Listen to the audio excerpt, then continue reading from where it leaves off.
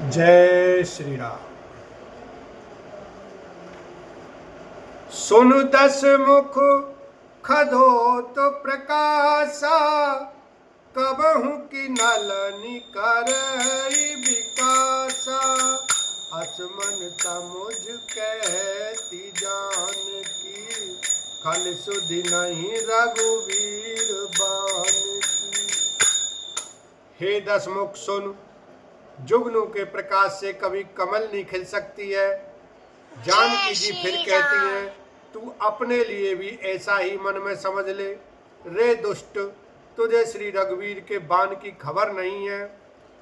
सठ सूने हरि आने ही मोही, अधम नीलाज लाज नहीं तोही। रे पापी, तू मुझे सूने में हरलाया है। रे अधम निर्लज्ज, तुझे लज्जा नहीं आती। आप ही सुनिखा तो समो, राम ही भानु समान।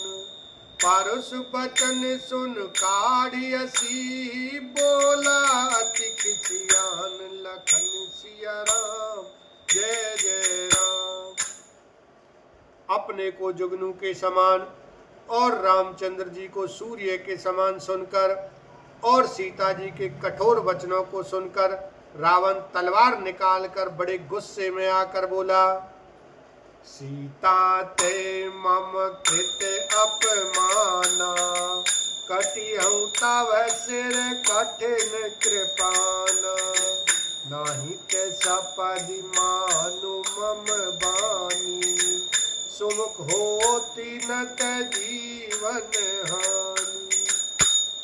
सीता, तूने मेरा अपमान किया है, मैं तेरा सिर इस कठोर कृपान से काट डालूंगा। नहीं तो अब भी जल्दी मेरी बात मान ले। हे सुमुखी, नहीं तो जीवन से हाथ धोना पड़ेगा। श्याम सरोज दाम सम सुंदर, प्रभु भुज कारी कर सम दस कंधर। सोभुज कंठ की तव असी घोरा, सुन सठ अस प्रवान पन मोरा। सीता जी ने कहा, हे दशग्रीव, प्रभु की भुजा जो श्याम कमल की माला के समान सुंदर और हाथी की सूंड के समान पुष्ट तथा विशाल है, या तो वह भुजा ही मेरे कंठ में पड़ेगी या तेरी भयानक तलवार ही। रे सठ सुन, यही मेरा सच्चा प्रण है।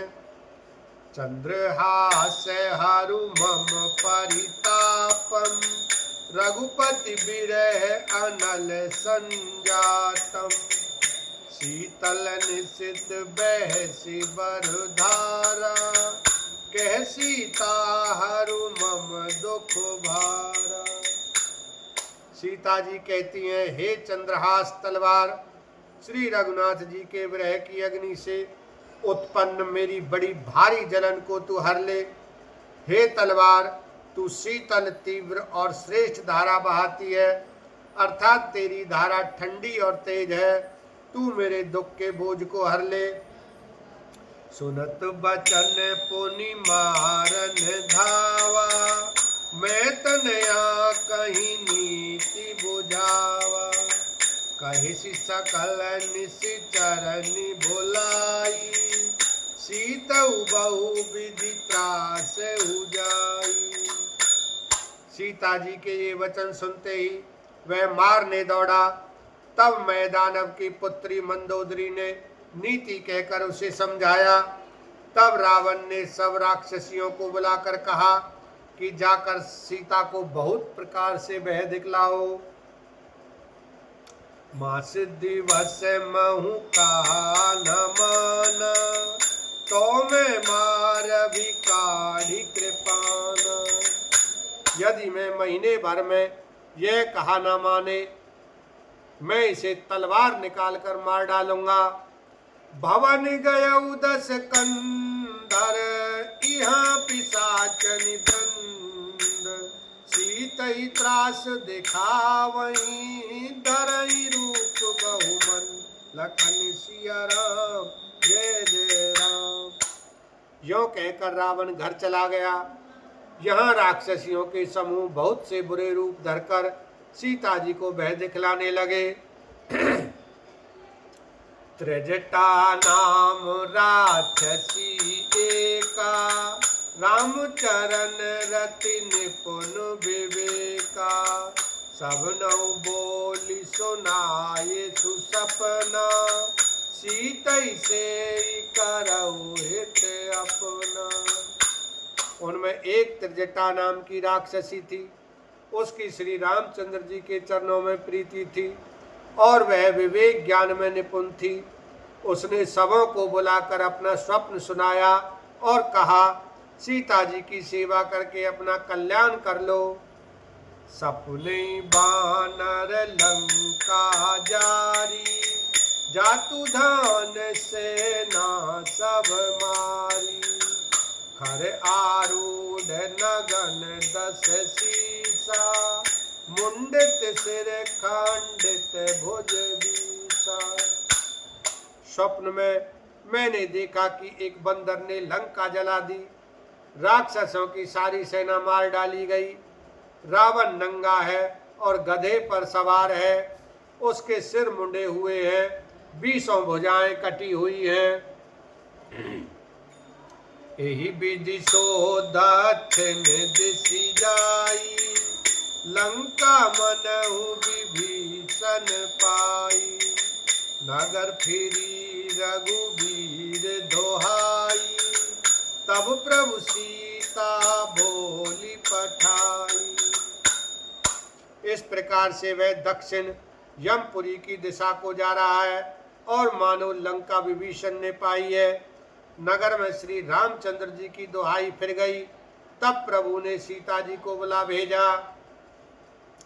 यह सपना में केहू पुकारी, होई सत्य गए दिन चारी। तासु बचन सुनिते सब डरई, जनक सुता के चरणन परई। मैं पुकार कर निश्चय के साथ कहती हूँ कि यह स्वप्न कुछ ही दिनों बाद सत्य होकर रहेगा। उसके वचन सुनकर वे सब राक्षसियां डर गईं और जानकी जी के चरणों पर गिर पड़ी।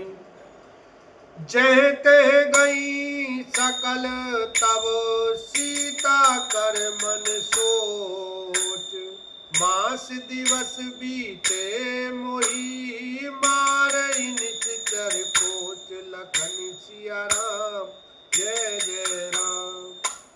तब इसके बाद वे सब जहां तहां चली गईं। सीता जी मन में सोच करने लगी कि 1 महीना बीत जाने पर नीच राक्षस रावण मुझे मारेगा।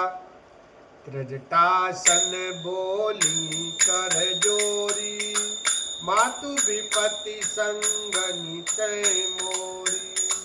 तजो देह करु बेगी उपाई, दुस बिरहु अब नहीं सही जाई। सीता जी हाथ जोड़कर त्रिजटा से बोली, हे माता, तू मेरी विपत्ति की संगनी है। जल्दी कोई ऐसा उपाय कर जिससे मैं शरीर छोड़ सकूं। विरह असह्य हो चला है, अब यह सहा नहीं जाता। बोलो सियावर रामचंद्र की जय। उमापति महादेव की जय।